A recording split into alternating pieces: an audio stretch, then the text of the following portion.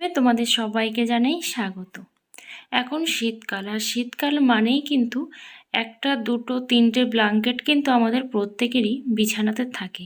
তো এই ব্ল্যাঙ্কেট কিন্তু এলোমেলো হয়ে থাকলে দেখতে যেমন ভালো লাগে না, আর সাথে সাথে কিন্তু নোংরাওটা কিন্তু অনেকটাই জমে যায়। তো দেখো খুব সহজে কিভাবে ব্ল্যাঙ্কেটটা রাখলে ব্ল্যাঙ্কেটটা এলোমেলোও হবে না, আর ব্ল্যাঙ্কেটটা খুলেও যাবে না, আর সাথে সাথে বেশি নোংরা পড়ারও কিন্তু ভয় থাকবে না। তো ব্ল্যাঙ্কেটটা আমি ছোট করে ফোল্ড করে নিয়েছি প্রথমে। দেখো এভাবে নিয়েছি ফোল্ড করে, তারপর এইখানে একটা ভাঁজ আমি দিয়ে দিলাম। আর এটা কিন্তু ডাবল ব্ল্যাঙ্কেট, অনেকটা বড় যে ব্ল্যাঙ্কেটগুলো হয়, তো সেই ব্ল্যাঙ্কেট কিন্তু এটা। দেখো এইভাবে আমি ফোল্ড করে নিয়েছি। নিয়ে এই যে ওপরের দিকে একটা ফোল্ড দেখতে পাচ্ছ, এর মধ্যে দেখো কিভাবে কি করছি, ছোট্ট হয়ে যাবে, এর মধ্যে এইভাবে ঢুকিয়ে দিচ্ছি। একদম কভার টাইপের হয়ে যাবে, তার ফলে কিন্তু ব্ল্যাঙ্কেটটা যতই কেউ নিয়ে নাড়াচাড়া করুক বা মাথায় দিক বা যাই করুক না কেন, ব্ল্যাঙ্কেটটা কিন্তু কোনো মতেই খুলবে না। খুব সুন্দরভাবে দেখো ফোল্ড হয়ে এর মধ্যে ঢুকে গেল। তো এইভাবে যদি রাখতে পারি তাহলে কিন্তু বালিশের মতো করে আমরা মাথায় দিতে পারবো, আবার কিন্তু নড়াচড়া করলেও খুলে যাওয়ার ভয় থাকবে না। আশা করি তোমাদের এই টিপসটা অনেকটা কাজে আসবে। চলো পরের টিপসটা শেয়ার করি। শীতকাল মানেই কিন্তু বিনস আমরা প্রত্যেকেই খেতে পছন্দ করি।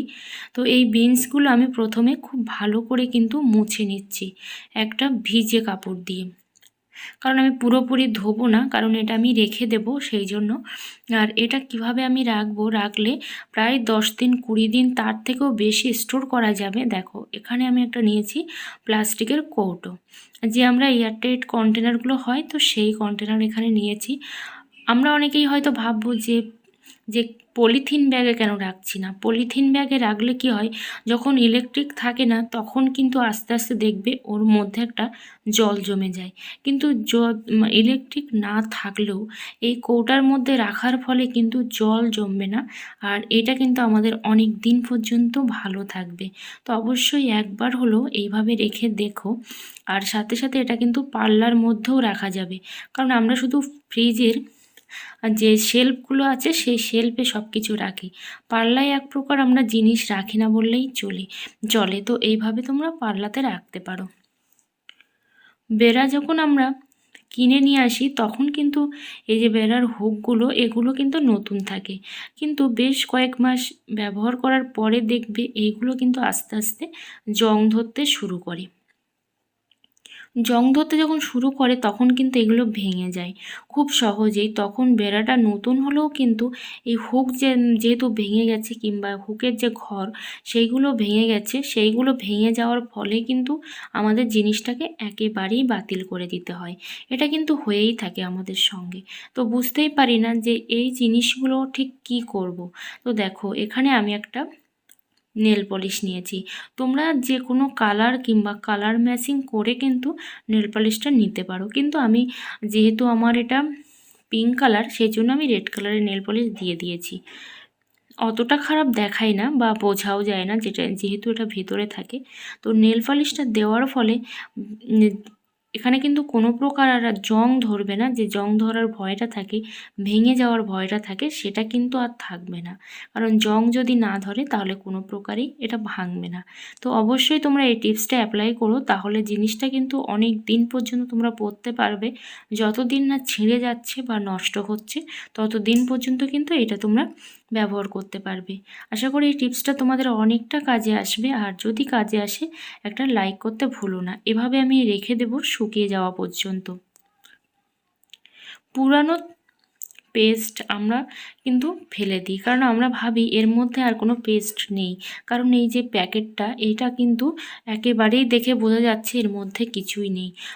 আঙুল দিয়ে টিপেও কিন্তু আমরা ঠিকঠাক করে বের করতে পারি না, আঙুলটাও ব্যথা হয়ে যায়, নখ ভেঙে যাওয়ারও সমস্যা দেখা দেয়। তো দেখো এখানে নিয়েছি আমি একটা কাঁটা চামচ। তো এই কাঁটা চামচটা ঠিক এভাবে দিয়ে দিলাম, দুটো উপরের দিকে ডান আর দুটো হচ্ছে নিচের দিকে। তো এইভাবে আস্তে আস্তে করে টেনে টেনে আমি কিন্তু যে পেস্ট সেটা কিন্তু সামনের দিকে নিয়ে চলে আসছি। আমি দুবার ধরে করছি, কারণ এটা অনেকটা মোটা, তো সেই জন্য কিন্তু আমি এটা দুবার ধরে এই কাজটা করছি। তো অবশ্যই দুই সাইডটাতে করতে হবে, কারণ এক সাইডে তো করলে হবে না, আরেক সাইডের পেস্টটা কিন্তু সামনের দিকে উঠে আসবে না।